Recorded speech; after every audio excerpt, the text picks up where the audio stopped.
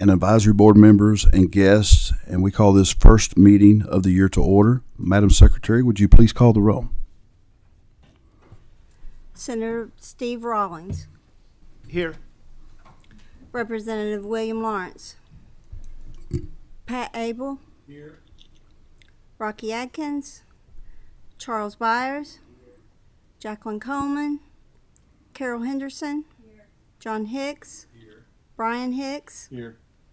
Patsy Jackson. Here. Holly Johnson. Here. Zach Ramsey. Danny Rhodes. Here. David Rhodes. Here. Senator Gary Boswell. Here. And Representative Ryan Dotson Here. presiding. We do have a quorum, and before proceeding with business, we ask all members and guests to please silence their phones, and I'd like to ask Senator Boswell if he would to lead us in a word of prayer.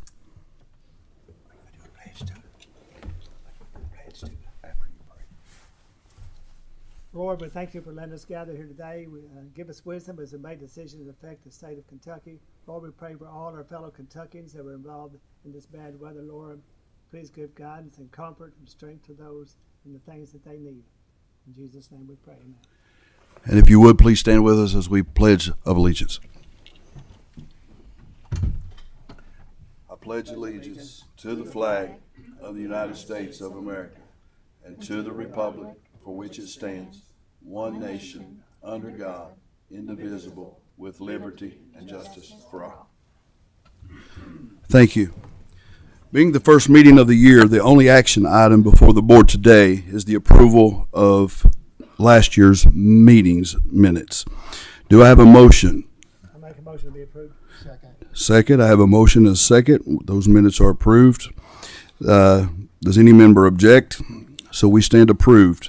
We want to welcome new members today, as we have several new members to welcome to the board, along with several returning incumbents. Please help me in recognizing Senator Rawlings, Mr. David Rhodes, and my fellow co-chairman.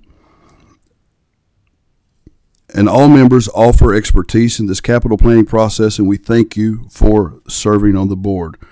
Our new co-chair appointment is myself, Representative Ryan Dotson. New co-chair appointment is Senator Gary Boswell.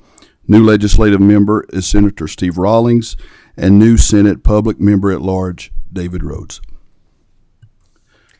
We have two information items before the board today. The first lays out the general timeline and process for the capital planning period, and the second document provides an overview of state agencies and commissions that submitted capital plans but will not be testifying before the board.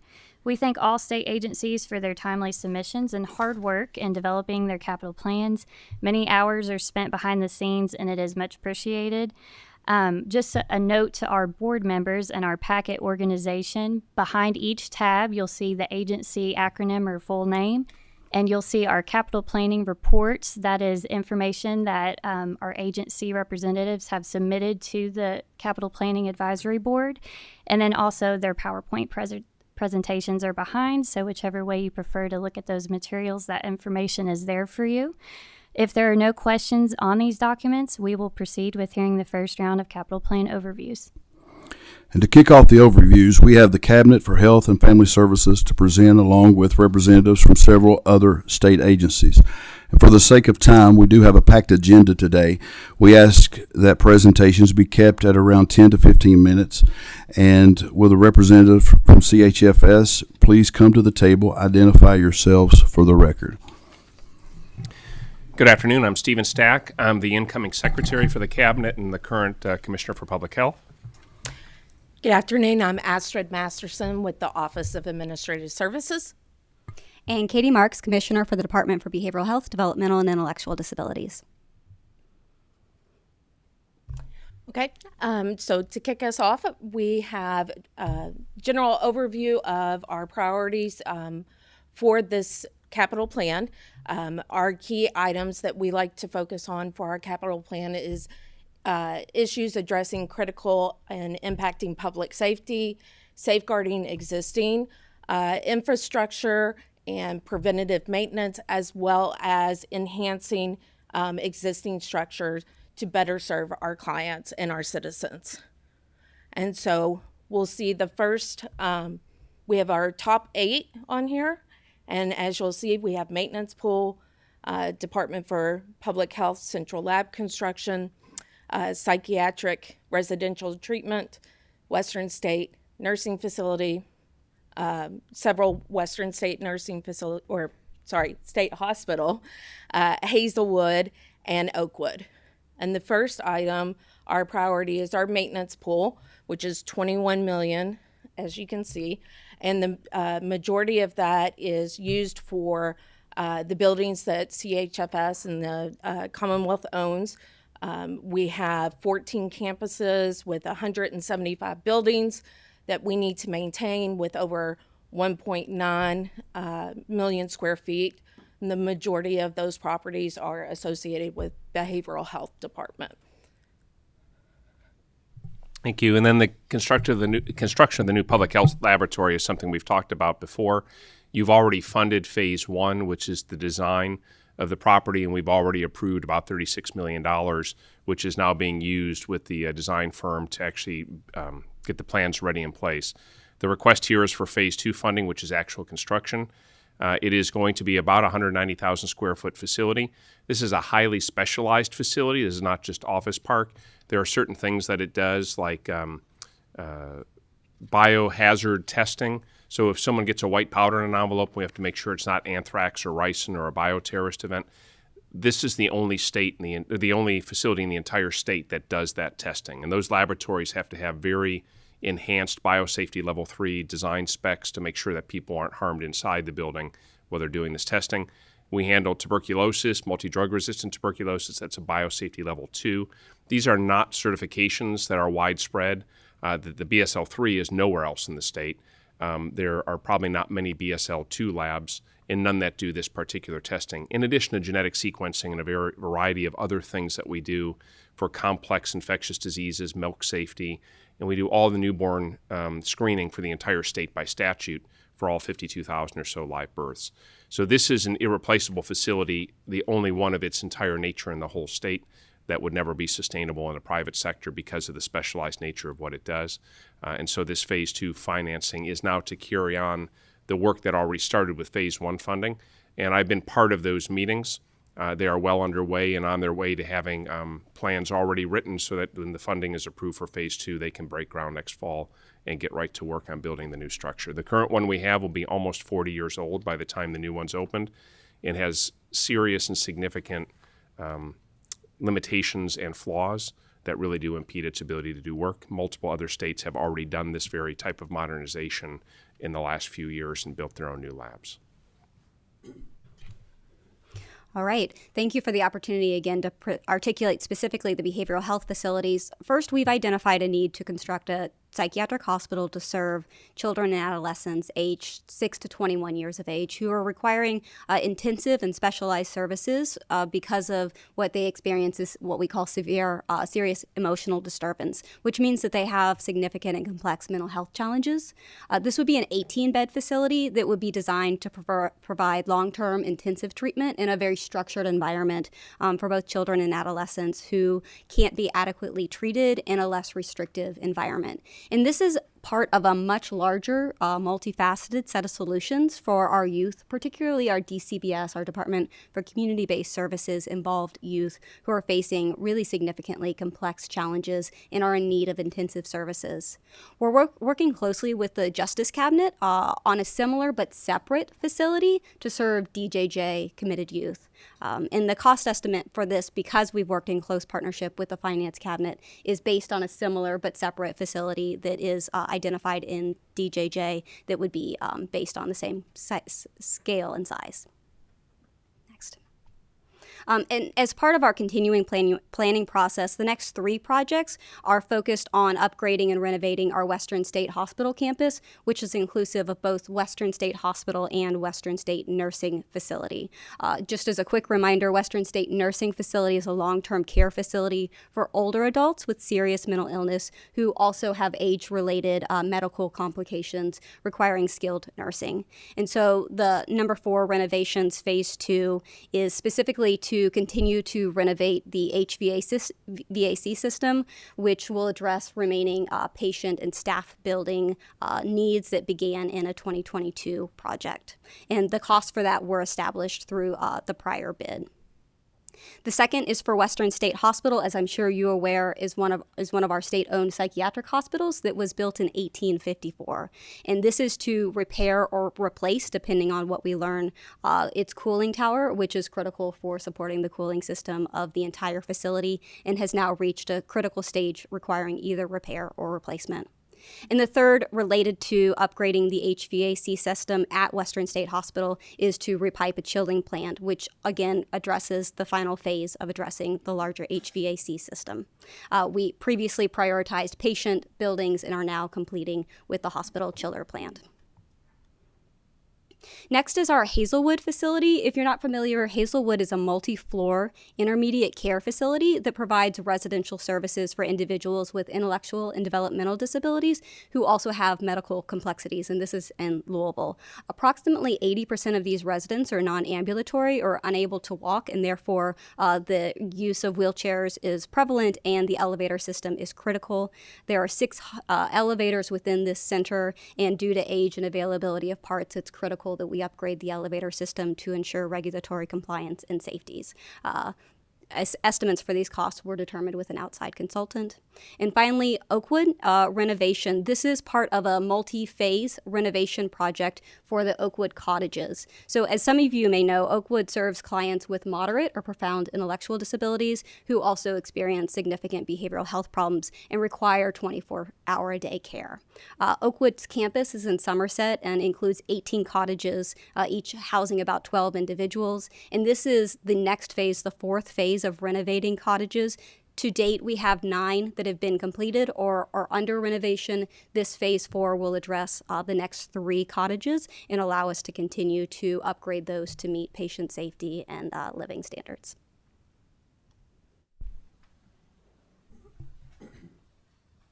Thank you so very much. That was a very timely presentation. We appreciate that. Just want to go. Yes. Before you move on. Yes, sir. After you, go ahead. Just wanted to clarify, and you answered really one of the questions that I had was concerning the youth facility, and so that would be in conjunction because I see that Department of Juvenile Justice has that as a priority, number 12 for them. So it would be the same facility basically. It would be a separate facility, but it houses both will care for individuals who have high acuity needs, Sure. but one facility would be for DJJ involved youth, and the other facility would primarily support DCBS involved youth or other youth that are in need of that level of care. Okay. Thank you for that clarity. Thank you so much. Senator Boswell? Thank you, Mr. Chairman. There's been a lot of talk in Frankfort, at least the circles I'm in, about vacant buildings, the various agencies. How many of all the buildings that you have, do you have any vacant buildings, and how many do you have? I'm not aware of vacant buildings. I can look into it further, but that is not something, as to the ones that we own, that I'm aware of. Well, we went through COVID. It was a period of time where a lot of our employees, various agencies, employees got to working from home. And as a result of that, a lot of those buildings became vacant. And so I know there's some out there. I'm just not sure exactly who has them. So if you check that, if you have some, I'd like to have that information. The only other question I had was there was one facility there that was, I think it was $21.6 million. It was an 18-bed facility. So if I understand that correctly, that's about $1.9 million per bed. That's correct. That's the Children's Psychiatric Hospital. The decision to build an 18-bed facility was based on licensure standards of maximum capacity for that unit. We do know that caring for these youth is requires additional investment above and beyond what we normally see in the community, but it was based on that licensure cap at 18 for that unit. Thank you. Is there any other members that have questions? Mr. Hicks? It does. It was in fact based on that same estimate that they used consultants for, and then a slight increase in inflation. They estimated $18.5 million. This added a 2.6 inflation rate. For 18 beds, yes. Mr. Hicks? Thank you, Mr. Chairman. Dr. Marks, we've had a lot of discussions over the last several years about the needs of this population, this youth population. Can you give us just a little bit of a background on the efforts that the cabinet has made leading up to the decision of needing a state facility? Right, thank you. Yes, this wasn't the first response is building a facility. There's been so many different initiatives that are underway, some of them demonstrating really positive success. We led in one direction by partnering with the private sector to increase our capacity through a partnership with River Valley, which is one of our community mental health centers, to create facility space paired with them. And so we've seen small successes in that small 10-bed unit. DCBS has been doing tremendous work between investing in upstream prevention and trying to reach kids before crisis occurs, to increasing investments in home care, whether it's foster families that need additional support or adoptive families that need more intensive services. We're also doing that work. We have a daily call every morning to talk about the kids that are in the highest need of services, to care coordinate across so many different agencies to make sure that we're not only finding them their next placement, but finding them their long-term placement. So this is a part of a much larger initiative. We are restructuring the way we do payment in DCBS so that we have a broader system of care. We are applying for waivers to increase our capacity to serve youth with high acuity needs. This is one piece of a much larger puzzle. Thank you. Thank you. Anyone else have any questions? Well, thank you for your presentation today, and we ask for the next presenters to come on up, if they would, and identify yourself. Make sure the green light is on. Welcome to the Kentucky Department of Education. And when you're ready, just state your name for the record, and you may begin.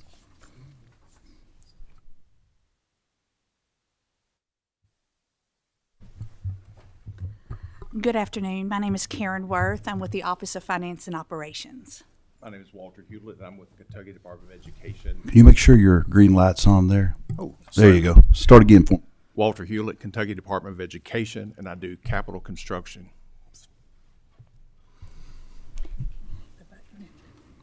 Move us to the next slide. There we go. Thank you for having us this afternoon. I just want to give you a really brief overview. We have 3 state-operated facilities at the Kentucky Department of Education overseas. One in Danville, Kentucky, which is the Kentucky School for the Deaf. Those are residential schools where students with hearing and even multiple disabilities reside. We also have the Kentucky School for the Blind, which is located in Louisville, also a residential facility. And then we have the Future Farmers of America, or they've shortened it now to just FFA, the Leadership Training Center in Hardinsburg.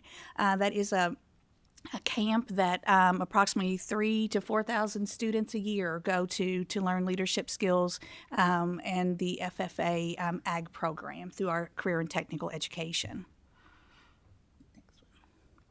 I wanted to just touch on a couple of projects that are currently funded. We are very, very grateful to the Governor's Office and to the General Assembly for the funds that have been appropriated to the department in the past for these facilities. We have 2 in particular that are funded now, but after receiving bids on one construction project and after doing a competitive solicitation for an IT project, we realized that we needed to ask for more funds.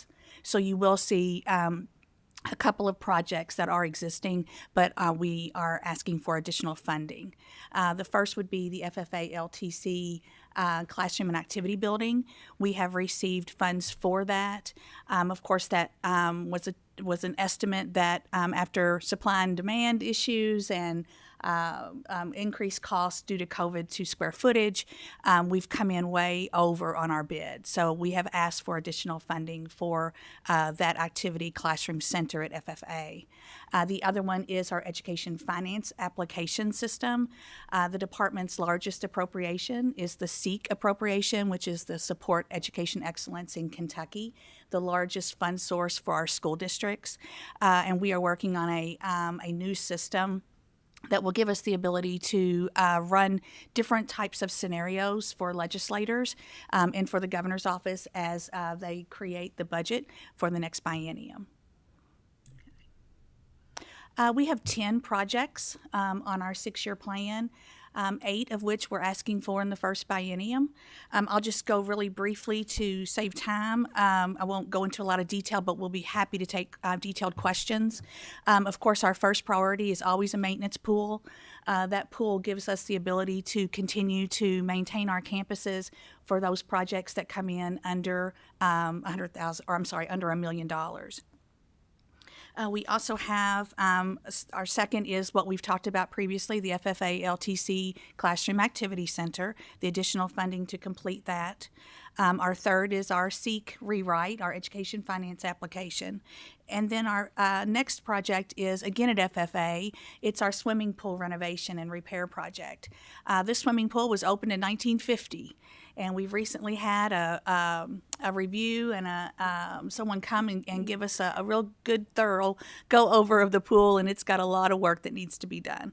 So this pool not only serves as recreation for our campers, but it also provides a place for safety training. So we have listed it as one of our top 4 priorities. We also have, at our state schools, we also have electrical upgrades project.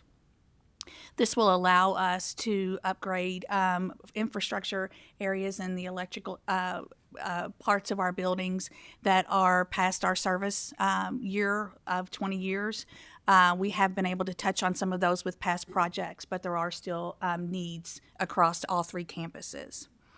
We also have what we're calling our state school campus education enhancements project. We have, these schools are residential. We have students that, after 2:30, some kids are getting on a bus and going back to their district and they're going home. But we have a lot of kids that stay there. That's their home from Sunday night to Friday afternoon. So we're looking to try to enhance the after-school experience for these students. We have a situation in Louisville where in order to navigate a city block, they have to walk out on Frankfort Avenue. We would like to be able to enhance the actual inside of the campus so that those kids can get real-world experiences outside of and keep them safe on the campus. So we have some different ideas for education enhancements. Also working with visually impaired preschoolers, which is VIPS.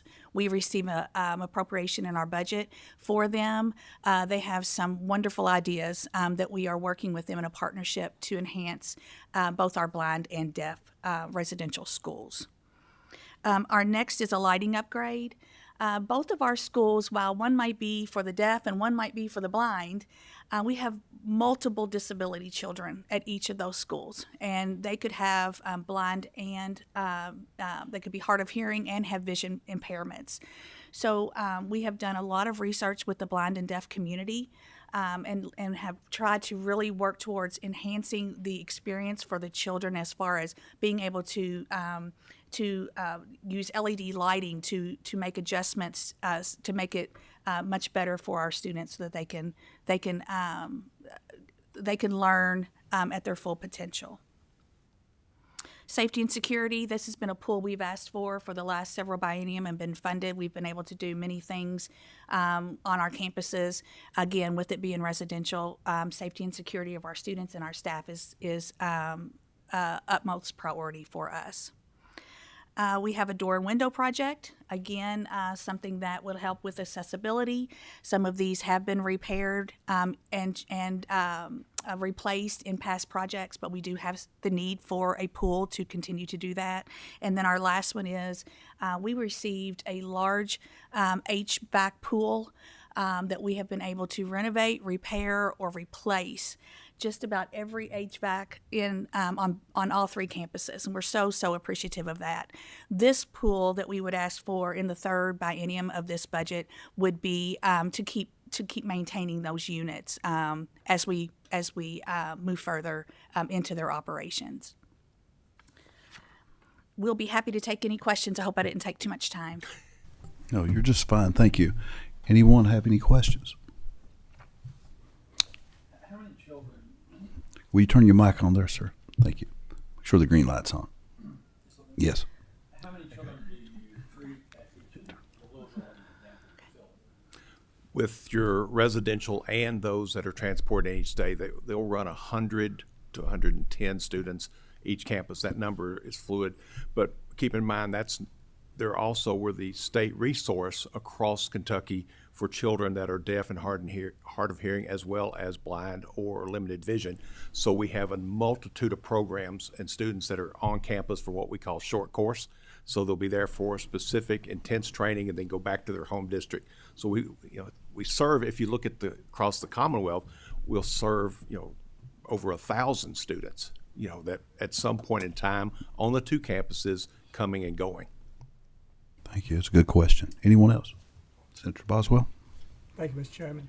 Yes, so on items number three, let's see, 2 and 4, the FFA classrooms and the swimming pool, particularly on the swimming pool. So why do you need a 13,000? I mean, that sounds pretty good size. That's about a quarter of acre. Is that right? It's Olympic size. 13,000 square feet. That might be a typo, Senator Boswell. I'll have to go back and check on that, okay? It's an existing pool now. I don't know the exact size of it. So let me go back and check with staff. I just built a brand new pool. My daughter said, I asked her what she wanted for her birthday, and I didn't know she wanted a pool. It was about 75,000. That's everything. So, Okay. I mean, yeah, Okay. Something's not right. Okay, I will check on that and send you an email. Dr. Jackson, you have a question? I do. Thank you. It's a great presentation. My question is pertaining to the outcomes of the students that you serve. Does your agency track the outcomes of the students to just kind of see the impact of this opportunity on the lives of those students? Yeah, and we're operations folks, so can't really speak on the programmatic side, but can tell you what I know.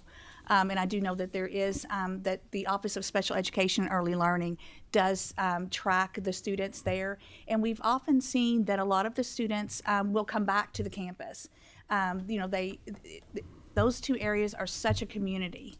The neighbors they're sold on those campuses. They're supporting them. And so many times we have former students that come back and they're workers. They're working at the campuses. So we do keep track of our students, yeah. Thank you. Thank you. Senator Rawlings? Not too many years ago, you would estimate building a house at $100 a square foot.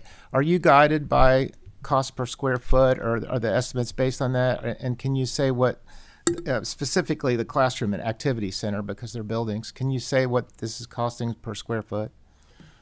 What we're using, that's a great question. Prior to COVID, like many school districts that I can't, that's where I come from, is public education, is we were using about a $190, and then we hit pre-COVID about a 10% multiplier. With COVID and delivery services and the scarcity of product as we see globally, we're now having to go with about a 30% multiplier, and even that, I can tell you that we're in a project right now that is just in demo, and we ordered the generator 6 months ago in a separate project, or separate, as part of this, and it's still a 1-year delivery date. So, and we can't get final cost from a supplier until it's actually ready to ship. So we have to have in our contingency some flexibility, because these numbers are fluid constantly on supply and demand, and that's just what's out there. All right. Well, thank you for that. Another great question. Anyone else? All right. Thank you all so very much. Great presentation. Appreciate that. Thank you so much. Okay, at this time we have to move on with education and labor. If you make your way to the front and give us your names, make sure your green light's on for the record. Give us your names and you may proceed.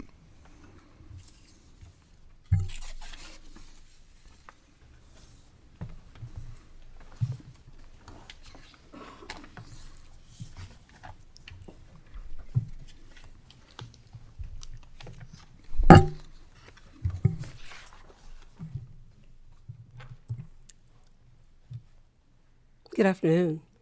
My name is Vicki Wise. I'm the Deputy Secretary for the Education and Labor Cabinet.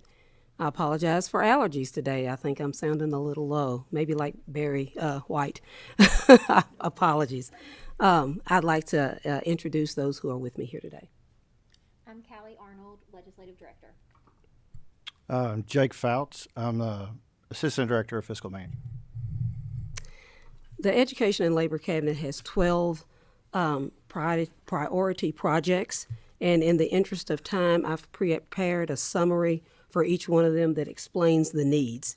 So I will read those as the priorities are placed on the PowerPoint.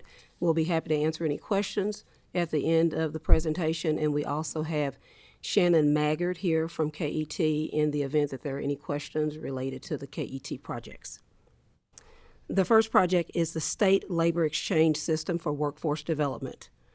To better connect people to careers, this system helps job seekers interface with potential employers.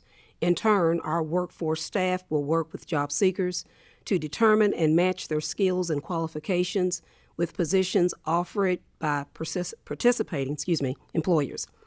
The database will provide a list of participating employers and positions available for hiring. There is no cost to participate. It is available to every employee and every employer in the state.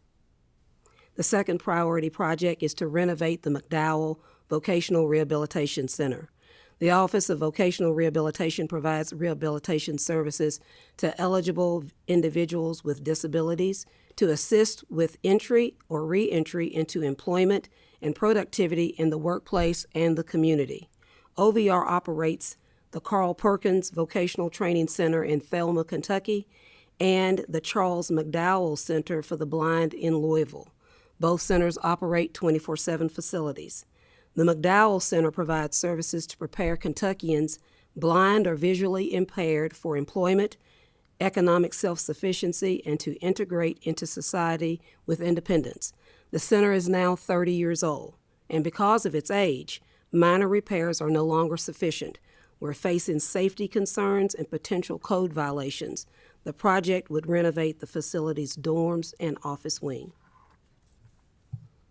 The third priority project is the new Adult Education and Family Literacy Management Information System. We refer to that as the MIS project. The Office of Adult Education's current system does not have sufficient case management capabilities to track required student data. Operational systems are limited and the tracking systems are inadequate. As a result, federal compliance has become even more challenging and performance monitoring is less accurate.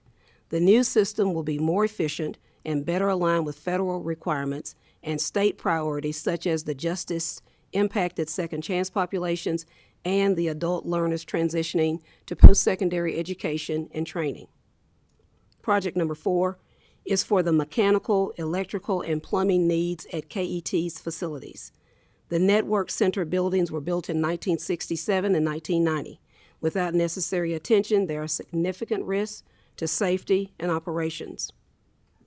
Our fifth priority is to construct a new KDLA warehouse building. KDLA is Kentucky Department for Libraries and Archives, and the State Records Center provides storage for 500,000 cubic feet of archival holdings and records. On average, an additional 17,000 cubic feet is added each year. At this rate, KDLA estimates that they will reach capacity in 2027. And despite the increased use of digital formats, the amount of space needed is not expected to decrease in the near future.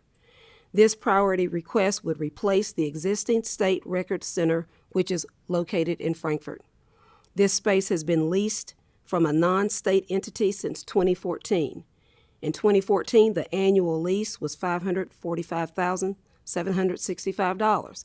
Now, KDA pays nearly $671,000 annually, and that does not include the operational costs for utilities and janitorial services. Over 11 years, KDLA has spent nearly $6 million to lease this building.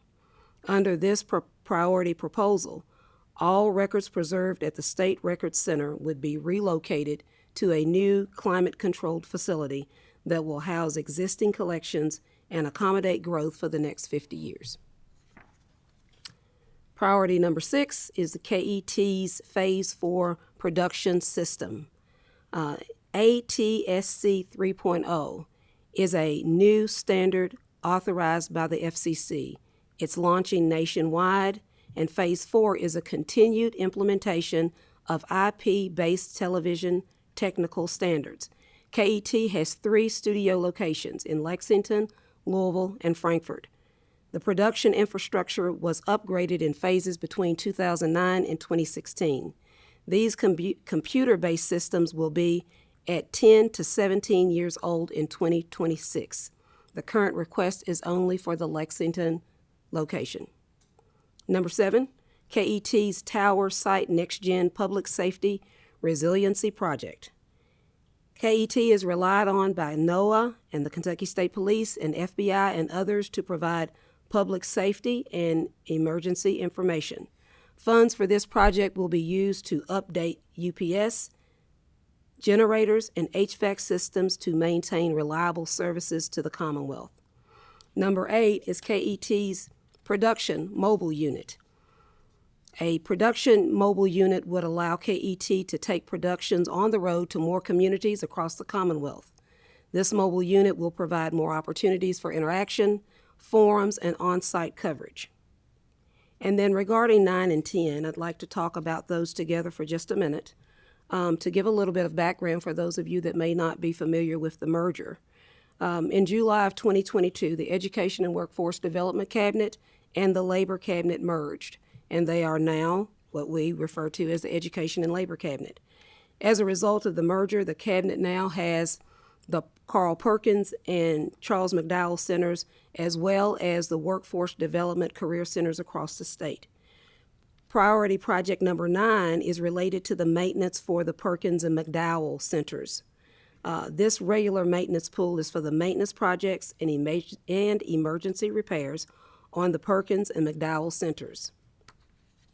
Priority request number 10 is for the maintenance pool that's related to the Department for Workforce Development facilities. This regular maintenance pool is for, again, projects and emergency repairs for the Cabinet's Workforce Development Career Centers across the state. Number 11 is KET's maintenance pool. This maintenance pool provides support to KET's network center production and broadcast facilities and 15 transmitter buildings and towers located throughout the Commonwealth. And finally, number 12, KET Capital Production Center Maintenance Pool. This is another maintenance pool, and it provides funding to continue operations using the statewide broadcast network. It is critical to continue receiving funding for the cost of equipment replacement and ongoing maintenance. Happy to answer any questions that you may have. And again, Shannon Maggart is in our audience, and she's the Senior Director of Finance at KET. Thank you for that presentation. I have a quick question, because I'm learning this as I go. But with KET, is it just fully funded by the state, or are there other avenues of income to KET? Would you please come to the table? Yes, we do have a foundation as well, which is separate from any of these items, that is funded separately through grants. What percentage of that? Do you have a percentage breakdown? Total budget, or how much federal? How much are what the state gives as compared to the donation base? It is 85%. Funded by the state? Yes. Okay. Around there. I don't know the exact number, I'm sorry, but around 80 to 85. Thank you. Would you state your name for the record, please? Sorry, it's Shannon Maggard. Okay, thank you. Anyone else have any questions? Thank you, Mr. Chairman. Deputy Secretary Wise, the number 1 item is, which is a state labor exchange, which is kind of a term of art for people trying to find jobs. Correct. What would this system replace or enhance? Well, the system that we currently have does not do an adequate enough job with connecting our job seekers and the employers that we have. We want or need one that's more job and more user-friendly for the public, and that it enhances the ability for employees or potential job seekers to be able to go on site to find the jobs that they are qualified for.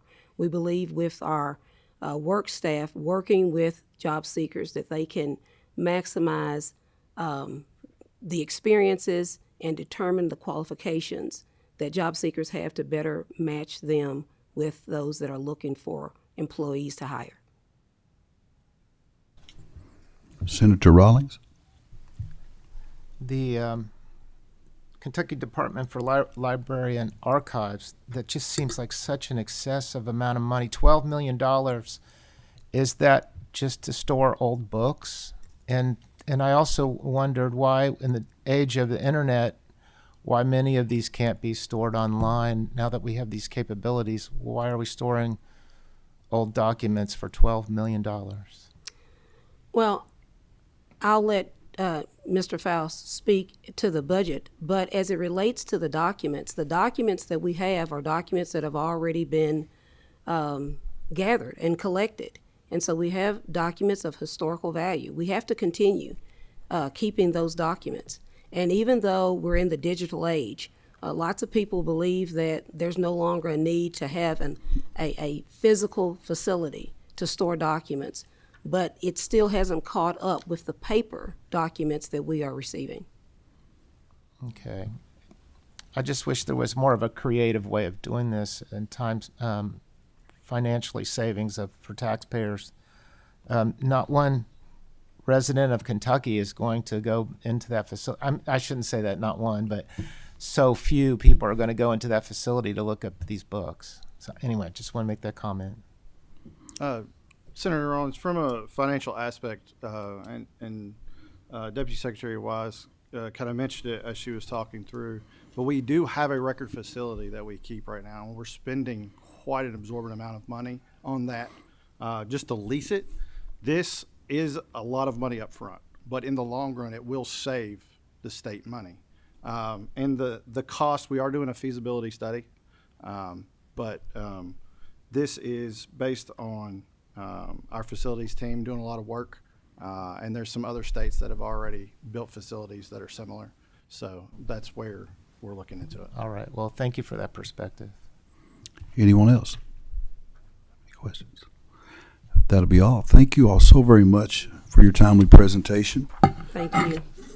And at this time, with the Energy and Environmental Cabinet, they would just come forward, state your names in the microphones, make sure your green light is on, and then you may proceed.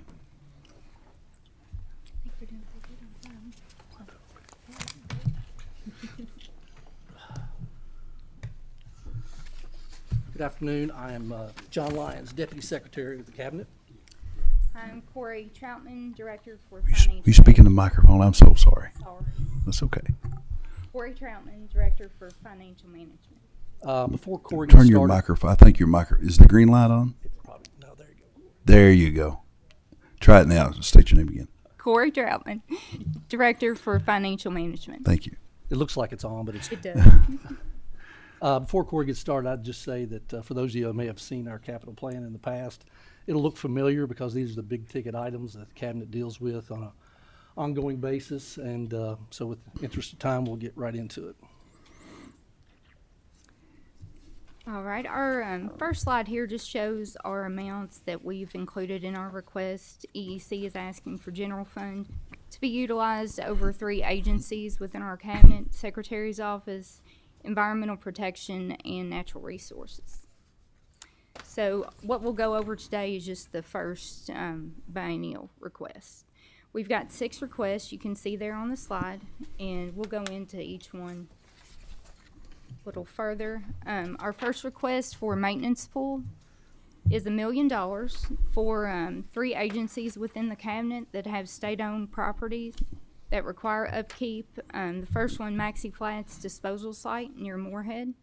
We've also got various state forests and nature preserves throughout the Commonwealth, and all of these facilities need upkeep, maintenance, and equipment. And just to give you all a scale of what we deal with there, we have 10 state forests encompassing 49,000 acres. We have 70 nature preserves and natural areas encompassing 32,000 acres. And that Maxey Flats disposal site is obviously a very specialized site. The capped area is 55 acres, and it's in maintenance at this point in time. We obviously have to take very special care of that site. All right, our second request is for state-owned dam repair, $21 million. The cabinet oversees 76 state-owned dams, each classified based on risk and condition. So the dams included in this request are all classified as high hazard. That means their failure could result in the loss of human life and significant property damage. The cabinet is responsible for assessing and prioritizing the dam repair needs, and is currently working on 8 different sites.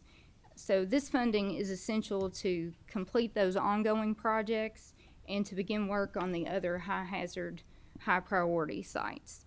And many of these, we want to point out, they're critical water supply sources for their surrounding communities.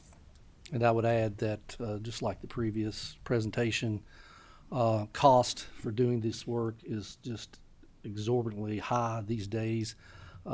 Supply chain, labor, and dams are just inherently expensive to repair and upkeep.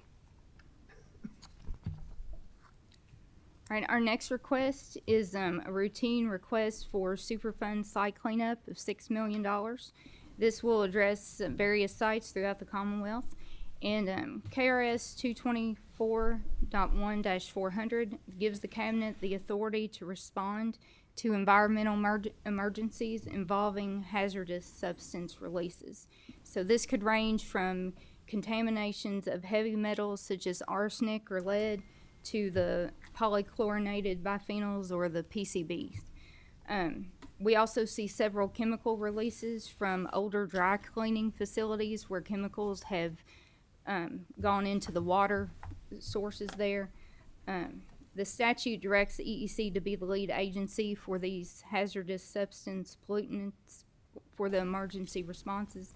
And we've currently got a list of about 12 priority sites that this funding will be used for. These sites are already in the design phase or pending construction phase. And again, very expensive cleanup to excavate and dispose of these toxic waste, many of them found in residential areas that we've dealt with over the years. And we think it's very important, obviously, to get that out of the public's domain there. This next slide just shows the maps of the sites. We've got active sites managed, and then once the sites are remediated, they can be redeveloped for a brownfield redevelopment program. And we do have a very robust redevelopment brownfields program. Active means it's monitoring or under remedial work. Managed means it's closed with the waste still there and being managed in that fashion. All right, our next request is for replacement of unsafe fire equipment used by our Division of Forestry. This is tied to our routine replacement schedule in the division. KRS Chapter 149 directs the cabinet to establish and maintain a statewide system of forest fire prevention, detection, and suppression. And so the dozers and transports included in this request help the Division of Forestry respond to those fires. They're needed to clear vegetation, create fire lines, just get rid of the brush and topsoil that will stop the fire from spreading. And very importantly, these new dozers have HEPA filters on them and enclosed cabs and keep our firefighters safe. The older ones do not.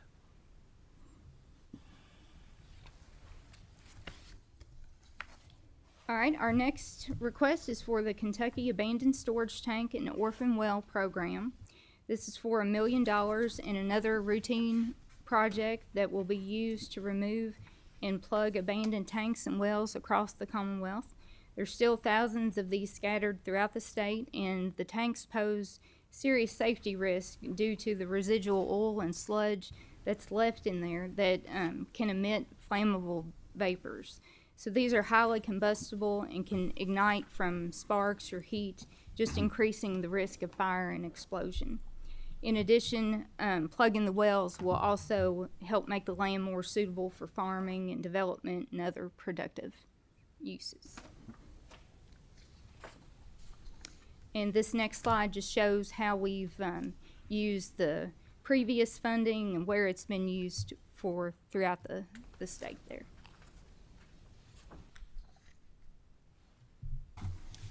All right, our last request is for land acquisition and maintenance of $5 million for the Kentucky Heritage Land Conservation Fund. So this program has a long, successful history of acquiring land from willing sellers to establish various nature preserves, state forests, wildlife management areas throughout the Commonwealth.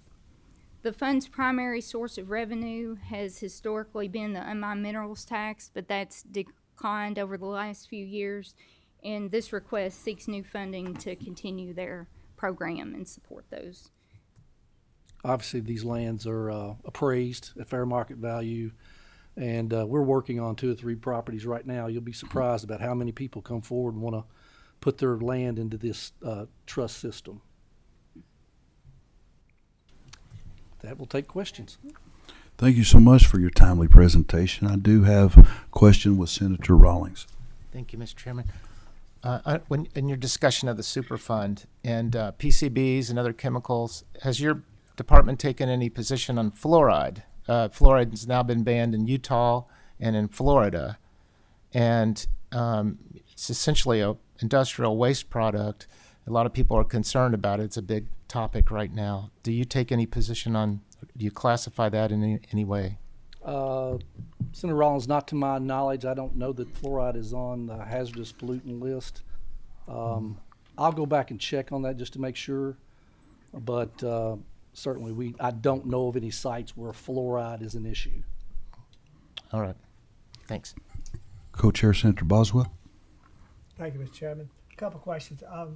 So under the capping of some of these wells, I guess some of these were bonded, but these were probably all pre-bonding, or the bondings, there was no bonding in force to take care of these abandoned wells. That's correct, Senator. Yes. Okay, and then so the Division of Forestry is completely under your department? Yes, sir. Okay, I should have known that, but I didn't. And last question is, and the acquisition of lands. Can you give me an idea? Do you have any of those in Western Kentucky? Where are those located, just roughly? Senator, I would have to go check. I'm not aware of any that we're trying to acquire right now in Western Kentucky. I think the last one we may have had involvement with was Big Rivers Wildlife Management Area out on the Ohio River. I think that's Henderson County or Well, that's what I was going to ask you. Union Green County. River Thank you, National sir. Wildlife Refuge is in Henderson County, which is borders on my district. Yeah. And that's like 22,000 acres. Yeah. Yeah. Was there any more questions? Thank you all so very much. Thank you. Appreciate it. Now we would like for the Finance and Administration Cabinet, if they would, to make their way to the front. And again, if you would state your name for the record, make sure the green light is on, and then you may proceed.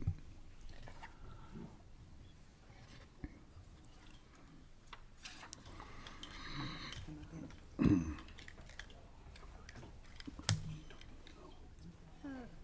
moving along pretty good. Yeah, I think the time is great. Hello, how are you all? I am Holly Johnson. I am the Secretary of the Finance and Administration Cabinet. Charles Bush, Interim Commissioner of Facilities. Okay, and I don't know if we have Scott on the. Scott Baker with Finance and Administration Cabinet, Division of Engineering Contract Administration. Okay. My apologies for not being there in person today. Oh, welcome. Thank you for joining us. Thank you.